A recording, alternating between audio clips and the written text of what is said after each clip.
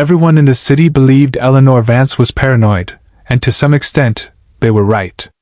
You don't become one of the world's youngest self-made billionaires without learning, often the hard way, that trust is expensive. Rumors followed her name like a shadow, that she slept with the lights on, that she never ate food she didn't prepare herself, that her mansion was less a home and more a fortress disguised as luxury. What no one outside her inner legal circle knew was that Eleanor had quietly installed cameras in nearly every corner of the estate. Not just entrances or hallways, but rooms people assumed were private. She told herself it was about security, about protecting what she had built from thieves, manipulators, and opportunists. But late at night, alone with her thoughts, she knew the truth was simpler and uglier. She was afraid of people. The mansion sat on a hill overlooking the city, all glass and stone, coldly beautiful, designed to impress rather than comfort. Eleanor had approved every architectural detail yet still felt like a visitor walking through it. At 38, she had everything money could buy, companies spanning 3 continents, magazine covers praising her brilliance, politicians returning her calls within minutes. Yet when the doors closed and the staff went home, the silence inside the mansion pressed against her ears so hard it felt loud. That silence was what drove her to the control room most nights, a hidden space behind a biometric door, glowing with dozens of screens showing different angles of her home. Watching the feeds wasn't something she was proud of. She told herself it was routine, that every powerful person did this in some form. But deep down, it had become a habit, almost a compulsion. Watching people from a distance was safer than letting them close. Screens didn't betray you. Screens didn't lie to your face and smile while planning to use you. Eleanor had learned that lesson years ago, back when she still believed loyalty could be bought with kindness instead of contracts. Most nights, the footage was boring. Staff moving efficiently, silently. Cleaners wiping surfaces that already sparkled. Security guards pacing with professional detachment. Eleanor barely noticed them. They blended together into a faceless workforce, necessary but interchangeable. She didn't bother learning names anymore. Names led to conversations, conversations led to expectations, and expectations always disappointed. It was close to midnight when Eleanor wandered into the control room that night, barefoot, wrapped in a silk robe she barely felt against her skin. She hadn't been able to sleep. Another board meeting replayed in her head, another subtle threat disguised as a partnership proposal. She poured herself a glass of water, sat down, and let the screens flicker to life. Her eyes moved lazily from one feed to another, not really seeing, just passing time until exhaustion finally claimed her. Then one screen made her stop. At first, she couldn't explain why. Nothing dramatic was happening. No alarms, no suspicious movement. Just the janitor. One of the night staff. A man in a faded uniform pushing a cleaning cart through the east wing.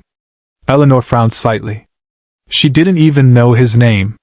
She rarely noticed janitors unless something wasn't clean, which in her house almost never happened. She was about to switch feeds when she realized she had been staring at him longer than usual. He moved differently from the others. Not rushed. Not careless. There was a heaviness to his posture, but also a quiet focus, like someone used to carrying responsibility that didn't clock out at the end of a shift. His hair was dark, slightly unkempt, and his shoulders sloped forward as if the weight of the world had slowly trained them that way. Eleanor leaned back in her chair, annoyed with herself for lingering. Why was she paying attention to this? She changed angles, watching him from another camera as he stopped near the grand staircase.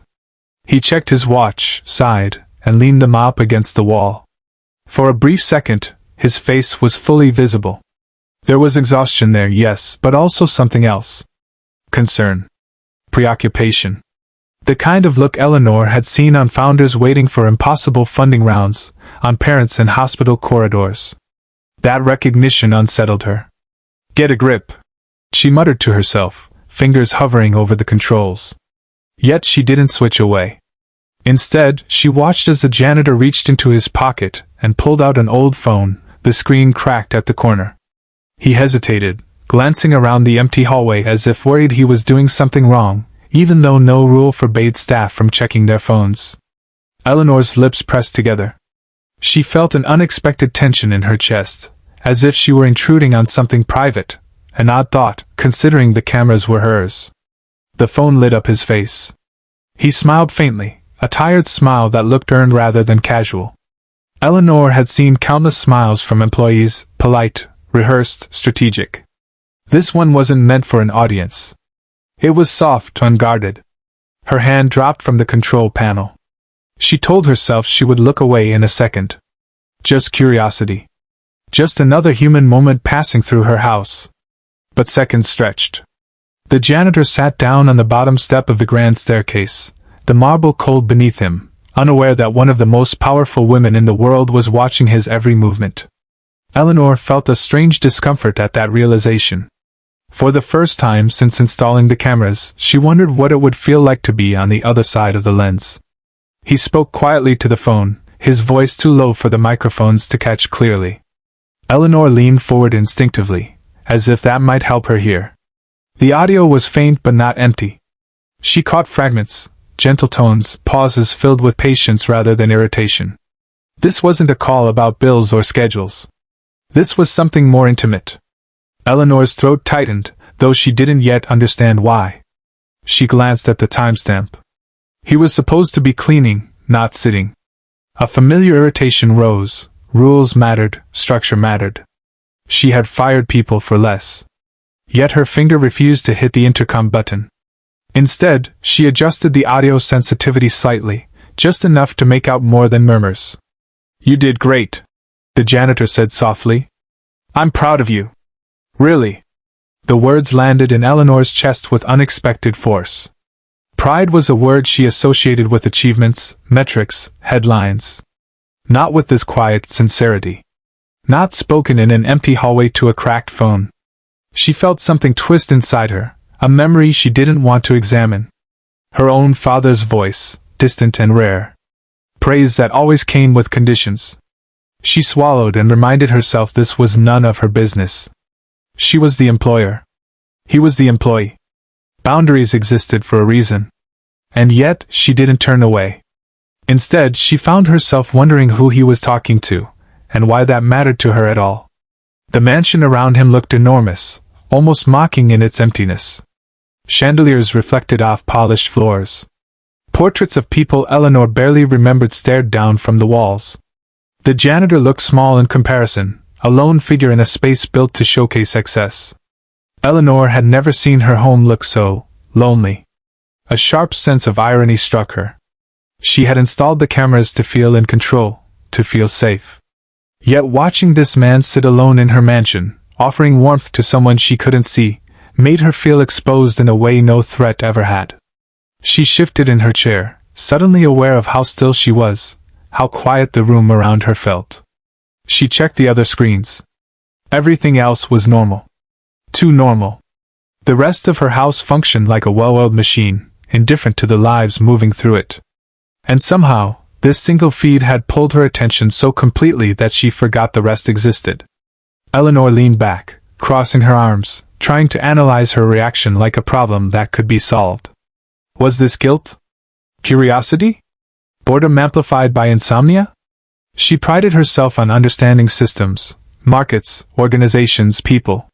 Yet this made no sense. She didn't care about janitors' personal lives. She had never cared. So why now? She glanced at the security log, bringing up his employee profile. The name appeared on screen, Daniel Reyes. Age 34. Employment status, full-time night janitorial staff. No disciplinary records.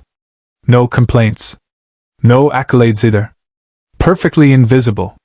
Invisible, she repeated quietly. The word lingered in the air. Eleanor looked back at the live feed. Daniel was still sitting there, nodding occasionally, listening more than speaking. Eleanor realized with a jolt that she was holding her breath. The control room felt warmer, smaller. She felt like an intruder in her own house, peering into a moment she hadn't paid for and couldn't own. For the first time since installing the cameras, Eleanor felt the urge to turn them off, not because of fear, but because of shame. She didn't act on it.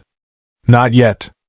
Instead, she sat there, watching, unaware that this quiet, ordinary moment was the first crack in the walls she had spent her entire adult life building.